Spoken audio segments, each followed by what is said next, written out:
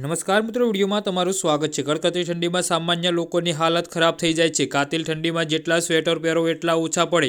આવામાં તમે ક્યારે વિચાર્યું છે કે આવી હાડ થીજવતી ઠંડીમાં સાધુ સંતો કપડાં વગર કેવી રીતે રહેતા હશે? નાગા સાધુઓ હંમેશા કપડાં વગર જ નજર આવે છે। જી હા મિત્રો, અત્યારે હાલ મોટા સમાચાર સામે આવી રહ્યા છે। તો મિત્રો, સમાચારમાં વધુ વિગતવાર વાત કરીએ તો ભલે કોઈ પણ મોસમ હોય, તેમના શરીર પર વસ્ત્રો નથી હોતા, તો કડાકાની ઠંડીમાં તેઓ કેવી રીતે જીવતા હશે? નાગા સાધુઓ દરેક મોસમમાં કપડાં વગર જ રહે છે। આવો સવાલ છે કે કાતિલ ઠંડીમાં નાગા સાધુઓ કેવી રીતે રહે છે? જી હા મિત્રો, અત્યારે હાલ મોટા સમાચાર સામે આવી રહ્યા છે। ઠંડીથી બચવા માટે નાગા સાધુઓ 3 પ્રકારના યોગ કરે છે। તેઓ પોતાના વિચારો અને ખાણીપીણી પર સંયમ રાખે છે। તેઓ પોતાના શરીર પર ધૂણી અથવા ભસ્મ લપેટીને ફરે છે। તેમને ઠંડી ન લાગવી એ એક અભ્યાસનો વિષય છે। જી હા મિત્રો, અત્યારે હાલ મોટા સમાચાર સામે આવી રહ્યા છે। નાગા સાધુઓ અભ્યાસથી પોતાના શરીરને ઠંડીની અનુકૂળ બનાવી શકે છે।